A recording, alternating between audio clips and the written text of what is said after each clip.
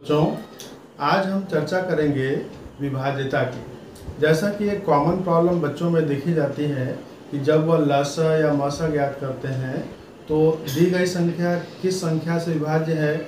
जब हम अभाज्य गुणनखंड की क्रिया करते हैं तो बच्चों को समस्या आती है कि यह संख्या 2 से डिवाइड होगी या नहीं होगी, 3 से डिवाइड होगी या नहीं, या किस संख्या से पहले इसको हम डिवाइड करें, भाग करें।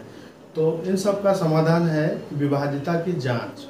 यानी अगर हम पहले ही जांच कर लें मौखिक रूप में, या जैसे आप मेंटल मैथ्स करते हैं दिमागी तौर पे, तो दिमागी रूप में मन में ही उसको आप कैलकुलेट कर सकते हैं कि दी गई संख्या हमारी 2 से डिविजिबल है या नहीं, 3 से डिविजिबल है या नहीं, या 5 से डिविजिबल है या नहीं, या 7 से डिविजिबल है या नहीं। तो आज हम इस पर चर्चा करते हैं कि कौन कौन सी संख्याएं 2 से, 3 से, 5 से या 7 से डिविजिबल हैं। कोई भी दी गई संख्या 2 से विभाज्य है, इसकी जांच करने के लिए हम दी गई संख्या के इकाई का अंक देखते हैं। तो यदि इकाई के अंक में 0, 2, 4, 6 या 8 में से कोई भी संख्या आती है इकाई के स्थान पर, तो दी गई संख्या 2 से डिविजिबल होगी या 2 से विभाज्य होगी। आइए इसका टेस्ट करते हैं। कोई भी एक संख्या हम ले लेते हैं, जैसे हमने ये संख्या ले ली, तो इसको बिना भाग दिए हम ये जान सकते हैं कि ये 2 से विभाज्य है या नहीं। क्या करेंगे, केवल हम इकाई का अंक देखेंगे। तो इकाई में 0 है, इसका मतलब यह संख्या क्या है, 2 से एग्जैक्टली डिविजिबल है, पूर्णतः विभाज्य है। इसे आप भाग देकर के भी टेस्ट कर सकते हैं। तो अगर हम इसमें 2 से भाग देना चाहें तो क्या मिलेगा, 2 2 4 माइनस, फिर 6 लेंगे, 2 3 6 कैंसिल, 5 2 2 4, 1 बचा, 0 ऊपर से आ जाएगा, 10 2 5 10। ये पूरा विभाजित हो गया। तो इतना बड़ा भाग हमें देने की आवश्यकता नहीं है, केवल हम इकाई का अंक देख करके बता सकते हैं कि दी गई संख्या 2 से विभाज्य है या नहीं। तो अगर इकाई के अंक में 2 हो, जैसे संख्या हमने लिखा, तो हमने 42,252 लिखा, तो इसमें आपका इकाई का अंक 2 है, तो इसका मतलब यह संख्या 2 से पूर्णतः विभाज्य है। इसको आपको भाग देने की भी जरूरत नहीं है, आप देख करके ही बता सकते हैं। और जैसे कोई संख्या ये है, तो इसमें आप इकाई का अंक देख रहे हैं, क्या है, 4 है। तो 4 अगर इकाई के अंक में आता है तो आप समझ सकते हैं कि वो संख्या 2 से पूर्णतः विभाज्य है। यह पूरी संख्या आपकी 2 से पूर्णतः विभाज्य है। और भी उदाहरण ले सकते हैं, इसमें इकाई का अंक 6 है, तो यह संख्या क्या है, 2 से पूर्णतः विभाज्य है। और कोई संख्या जैसे 5698, तो इसमें आपका इकाई का अंक क्या है, 8 है, तो यह भी संख्या क्या है, 2 से पूर्णतः विभाज्य है। बच्चों, यदि कोई दी गई संख्या हमें परीक्षण करना है कि वह संख्या 3 से पूरी कट जाती है या पूरी विभाज्य है या नहीं, तो हमें क्या करना होगा। तो 3 से विभाज्यता परीक्षण के लिए हम दी गई संख्या के अंकों का योगफल ज्ञात करेंगे, और अंकों का योगफल ज्ञात करने के बाद वह जो प्राप्त संख्या होगी, जो योगफल प्राप्त होगा, वह अगर 3 से पूर्णतः विभाज्य है तो दी गई संख्या भी 3 से पूर्णतः विभाज्य होगी। तो आइए इसका परीक्षण करते हैं।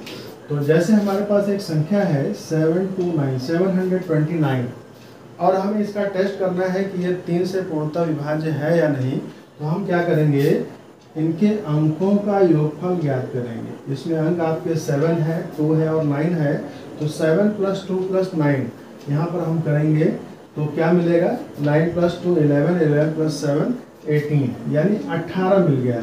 और आप जानते हैं कि 18 जो है 3 से पूर्णतः विभाज्य होता है।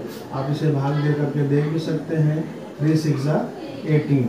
तो इसका मतलब अगर यह योगफल 3 से पूर्णतः विभाज्य है तो यह संख्या भी 3 से पूर्णतः विभाज्य होगी। बच्चों, अगर हमें दी गई संख्या का परीक्षण करना है कि वह दी गई संख्या 5 से पूर्णतः विभाज्य है या नहीं, तो हम क्या करेंगे, सीधे उसका इकाई का अंक देखेंगे, और यदि इकाई के अंक पर 0 या 5 आता है तो वह संख्या पूर्णतः 5 से विभाजित होती है। तो हमें क्या करना होगा, इकाई के स्थान पर इकाई के स्थान पर शून्य या 5, यह ध्यान देना है। इकाई के स्थान पर अगर शून्य या 5 है तो वह संख्या क्या होगी, 5 से पूर्णतः विभाजित होगी। जैसे ये संख्या है, ये संख्या है और अन्य भी संख्या है, ये संख्या है। तो आप देख रहे हैं कि इसमें इकाई का अंक 0 है, इसमें 5 है और इसमें 5 है। तो ये सभी संख्याएं क्या है, 5 से पूर्णतः विभाज्य हैं। और इस तरह की संख्याएं जिनमें इकाई पर 5 नहीं आता है, वे संख्याएं क्या है, 5 से विभाज्य नहीं है। क्योंकि यहाँ पर इकाई का अंक आप देख रहे हैं 2 है, जो कि 0 और 5 से भिन्न है।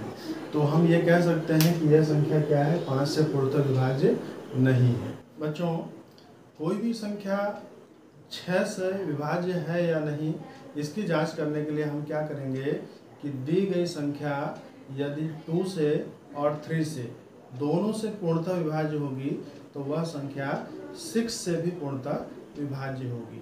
तो हमें क्या करना है, दी गई संख्या को आपको देखना है, यदि वह 6 से डिविजिबल है तो इसका मतलब वह 2 और 3 दोनों से डिविजिबल होगी।